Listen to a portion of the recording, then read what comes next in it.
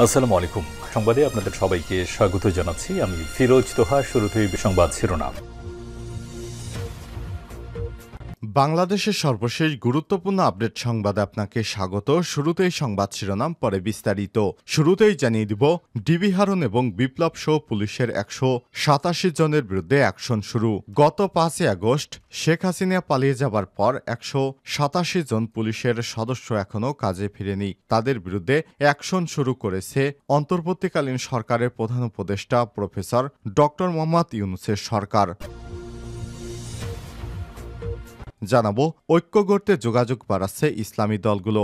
রাজনৈতিক পথ পরিবর্তনের পর ইসলামী দলগুলো কর্মতৎপরতা বাড়াচ্ছে। যার যার অবস্থান থেকে সাংগঠনিক কর্মকাণ্ড জোরদার করছে বিভিন্ন ইসলামী দলগুলো। কেন্দ্র থেকে তৃণমূলে বিভিন্ন কার্যক্রমে ব্যস্ত দলগুলোর নেতাকর্মীরা তারা এবার চায় এ-10 জাতীয় সংসদ নির্বাচনে তারা ইসলামী ভিত্তিক সমস্ত দল একসাথে ভোটের মাঠে লড়তে। এবারে জানাবো, ম্যাজিস্ট্রেট উর্মিকে নিয়ে যা বললেন ঢাবি শিবিরের নেতা। যে নির্বাহী ম্যাজিস্ট্রেট শহীদ আবু সাইদকে সন্ত্রাসী, বিপদগামী, নিজেদের কোন্দলে নিহত ইত্যাদি বলে আখ্যায়িত করেছেন, তারও টাইমলাইন দেখুন। মুজিবের পূজায় পূর্ণ, চেতনায় টইটুম্বর, ওর মধ্যে হিংস্র পাশবিকতা এবং রক্তের পিপাসা একই রকমভাবে বিদ্যমান, কারণ ওরা শেখ হাসিনার অনুসারী।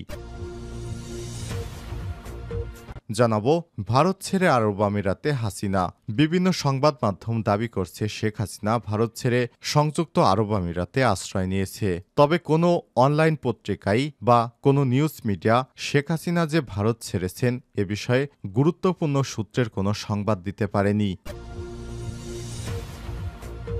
এদিকে দুপুরের মধ্যে 6 অঞ্চলে বজ্রসহ বৃষ্টির আভাস।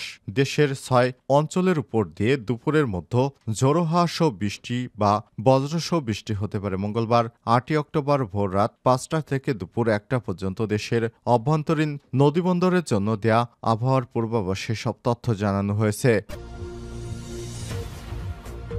এবং সর্বশেষ জানিয়ে দিব, যুবলীগ কর্মীকে বিদ্যুতের খুঁটিতে বেঁধে পেটালো বিএনপির নেতারা। বরগুনা তালতলী উপজেলা যুবলীগ কর্মীকে বিদ্যুতের খুঁটির সঙ্গে বেঁধে মারধরের অভিযোগ উঠেছে উপজেলা বিএনপি নেতাকর্মীদের বিরুদ্ধে।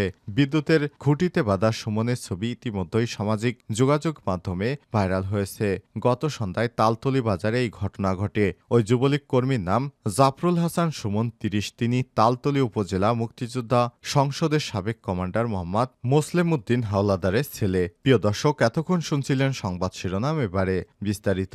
তবে তার আগে বন্ধুরা, অনুরোধ থাকবে এই সংবাদটিতে একটি লাইক দিন। এই চ্যানেলে আপনি নতুন হয়ে থাকলে আমাদের সংবাদটি দেখতে দেখতে চ্যানেলটি সাবস্ক্রাইব করে রাখুন। কমেন্ট করে আপনার মূল্যবান মতামত জানিয়ে দিন বন্ধুরা, আপনি বিশ্বের কোন দেশ থেকে বা বাংলাদেশের কোন স্থান থেকে আমাদের সংবাদটি দেখছেন এবং শুনছেন। এবারে বিস্তারিত। হারুন বিপ্লব সহ পুলিশের 187 জনের বিরুদ্ধে অ্যাকশন শুরু।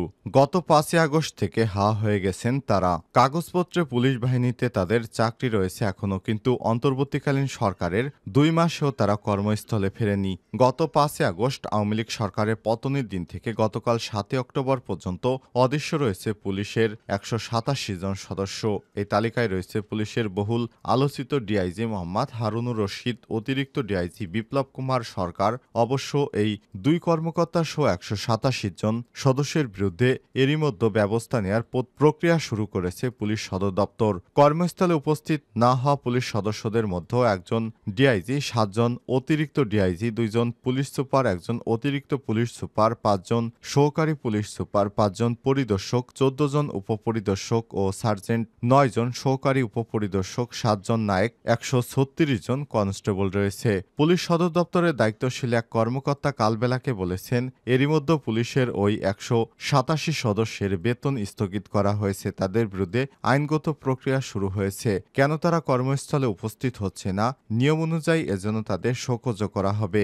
সন্তোষজনক জবাব না পেলে তাদের বিরুদ্ধে বিভাগীয় ব্যবস্থা নিয়ে ধাপে ধাপে চূড়ান্ত ব্যবস্থা নেওয়া হবে। ওই কর্মকর্তা জানায়, এই তালিকার মধ্যে বেশ কয়েকজনের বিরুদ্ধে ছাত্র জনতার অভ্যুত্থান দমনে গুলি করে হত্যার ঘটনায় একাধিক মামলা রয়েছে। যাদের বিরুদ্ধে মামলা রয়েছে তাদের বিষয়ে ব্যবস্থা নিতে সহজ হবে। ঐক্য গড়তে যোগাযোগ বাড়াচ্ছে ইসলামী দলগুলো, দৃশ্যমান অগ্রগতি নেই।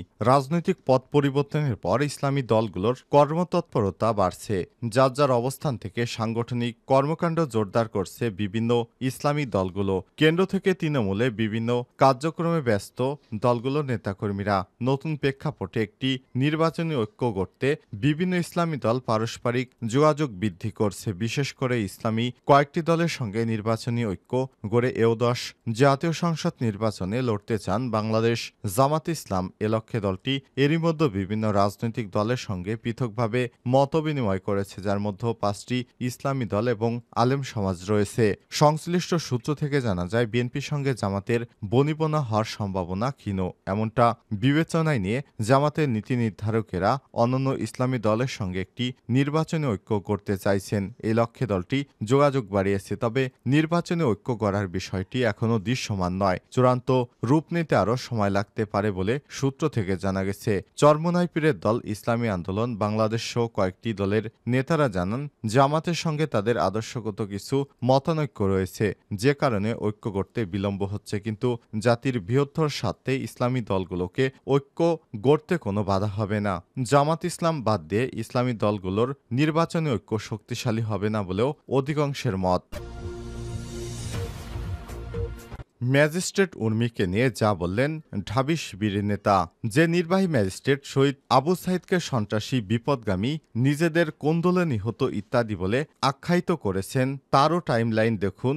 মুজিবের পূজায় পূর্ণ, চেতনার টইটুম্বর, এর মধ্যে হিংস্রতা, পাশবিকতা এবং রক্তের পিপাসা একই রকমভাবে বিদ্যমান, কারণ ওরা শেখ হাসিনার দোসর। সোমবার 7 অক্টোবর নিজের ফেসবুক আইডিতে সাময়িক বরখাস্ত লালমনিরহাট জেলা প্রশাসক কার্যালয়ে নির্বাহী ম্যাজিস্ট্রেট তাপসী তাবাসসুম উর্মির ব্যাপারে সব কথা বলেছেন বাংলাদেশ ইসলামী ছাত্র শিবির ঢাকা বিশ্ববিদ্যালয় শাখার প্রচার এবং মিডিয়া সম্পাদক হোসাইন আহমেদ জুবায়ের বলেছেন, শেখ হাসিনা 3 সপ্তাহে 1500+ মানুষ খুন করে বিন্দুমাত্র অনুতপ্ত হন নাই, বরং তার প্রতিশোধের নেশা আরও হিংস্র হয়ে ওঠে। সেটি বোঝা যায় তার ফোন কলে।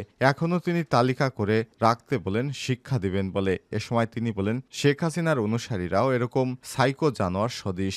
এ কারণে তাদের কোনো অনুশোচনা বা লজ্জাবোধ নেই। ওদের শুধু আক্ষেপ, আরও বেশি মানুষ মারতে পারলে বোধহয় ক্ষমতায় ছাড়তে হতো না। জুবায়ের আরও বলেন, আমাদের জাতীয় জীবনের প্রতিটি অধ্যায় আমাদের কাছে মর্যাদার, কিন্তু তাকে পুঁজি করে ক্ষমতার প্রতিদ্বন্দ্বী কিংবা ভিন্ন মতলম্বী অথবা সাহসী প্রতিবাদী ছাত্র জনতাকে খতম করার যে ঘৃণ্য রাজনীতি আওয়ামী লীগ সরকার শুরু করেছিল, জনগণ তার ইতি টেনে দিয়েছে। সকল অপরাধী এই ম্যাজিস্ট্রেটের মতো সকল সহযোগীর বিচার নিশ্চিত করে ন্যায় বিচার প্রতিষ্ঠার মাধ্যমেই নতুন বাংলাদেশ এগিয়ে যাবে। এর আগে গত শনিবার 5 অক্টোবর ফেসবুকে একটি পোস্ট করেন নির্বাহী ম্যাজিস্ট্রেট তাপসী তাবাসসুম উর্মি। সেই পোস্টে তিনি লিখেছেন, সাংবিধানিক ভিত্তিহীন অন্তর্বর্তীকালীন সরকারের প্রধান উপদেষ্টা বলেছেন, রিসেট বাটনে পুশ করা হয়েছে, অতীত মুছে গেছে। রিসেট বাটন ক্লিক করে দেশের সব অতীত ইতিহাস মুছে ফেলেছেন তিনি। এতই সহজ, কাউকে কাউন্টডাউন শুরু হয়ে গেছে আপনার মহাশয় ইত্যাদি। এরপর উর্মি তার পোস্টে লিখেছেন, আবু সাইদ নাকি একজন সন্ত্রাসী। জুলাইয়ে নিহত আবু সাইদকে নিয়ে তার এ ধরনের কথাবার্তায় নেটিজনদের মনে প্রভাব ফেলেছে।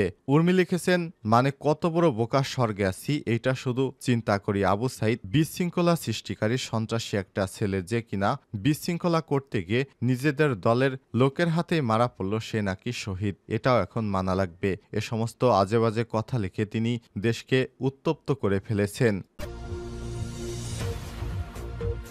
ভারত ছেড়ে আরব আমিরাতে হাসিনা। প্রথমে সামাজিক যোগাযোগ মাধ্যমে অসমর্থিত সূত্র কেউ দাবি করছিল যে বাংলাদেশের পলাতক প্রধানমন্ত্রী শেখ হাসিনা ভারত থেকে অন্য কোনো দেশে আশ্রয় নিয়েছে। কিন্তু গতকাল বাংলাদেশের একটি বেসরকারি স্যাটেলাইট চ্যানেল অনলাইন পোর্টালে প্রকাশিত এক সংবাদে বলা হয়েছে, শেখ হাসিনা ভারত থেকে মধ্যপ্রাচ্যের দেশ সংযুক্ত আরব আমিরাতে গেছেন। ওই সংবাদে উল্লেখ করা হয়েছে, দেশটির আজমাইন শহরে তিনি আশ্রয় নিয়েছেন বলে ধারণা করা হচ্ছে। হাসিনা সেখানে উঠেছেন বলে ধারণা করা হচ্ছে। সংবাদে আরও দাবি করা হয়, শেখ হাসিনা ভারত ছেড়েছেন বলে কয়েকটি সূত্র নিশ্চিত করেছে। কোন প্রেক্ষাপটে এবং কি শর্তে শেষমেশ আরব আমিরাতের আজমাইন শহরে শেখ হাসিনাকে আশ্রয়ের অনুমতি দিয়েছে সে সম্পর্কেও সুনির্দিষ্ট কোনো তথ্য এখনও নিশ্চিত করে বলতে পারেনি কোনো মিডিয়া। ভারতের কোনো মিডিয়াও এ নিয়ে কোনো খবর প্রকাশ করেনি। এর আগে ভারত থেকে মধ্যপ্রাচ্যের কোন দেশে যেতে পারে হাসিনা, এ ধরনের খবর ভারতীয় সংবাদ সংবাদ মাধ্যম প্রচার করলেও সত্যি হাসিনা ভারত ছেড়েছে কিনা সে ব্যাপারে একেবারে নিশ্চুপ রয়েছে তারা। ফলে হাসিনা ভারত ছেড়ে যার খবর আসলে গুঞ্জন কিংবা গুজব নাকি সত্যি তা নিশ্চিত করা যায়নি। এই খবর প্রকাশ করে SS TV YouTube channel, IBTV USA, জাতীয় দৈনিক কালবেলা, ইত্তেফাক, জনকণ্ঠ, নাগরিক টিভি, দি ক্যাম্পেইন সহ বিভিন্ন মিডিয়া। তবে কোনো মিডিয়ায় নিশ্চিত কোনো সূত্র উল্লেখ করতে সমর্থ হয়নি। এ নিয়ে ঢাকার একটি ঊর্ধ্বতন সূত্র জানিয়েছে, নয়াদিল্লি থেকে ঢাকাকে এর মধ্যে জানানো হয়েছে যে শেখ হাসিনা ভারত ছেড়ে সংযুক্ত আরব আমিরাতে আশ্রয় নেবেন যে কোনো সময়। দিল্লির কর্তারা ঢাকার সাথে সম্পর্ক উন্নয়নের পথে হাসিনার ভারত অবস্থানকে বাধা বলে মনে করছেন। আওয়ামী লীগ তার অঙ্গ সংগঠন সহ বিভিন্ন নেতাদের সাথে শেখ হাসিনার কথোপকথন ফাঁস হওয়া নিয়ে তীব্র বিব্রতকর অবস্থার সৃষ্টি করেছে। এর একটিতে তিনি টুপ করে বাংলাদেশে ঢুকে পড়বেন বলে উল্লেখ করেছেন, আরেকটিতে তাকে অন্তর্বর্তীকালীন কাজকে উস্কে দিতে শোনা যায়। তিনি বলেছেন, তালিকা করে রেখো, তিনি এসে নাকি অনেককে হত্যা করবেন। এ ধরনের গুজব ও মিথ্যা কথাবার্তা ছড়াচ্ছে শেখ হাসিনা বলে কয়েকটি সূত্র দাবি করছে।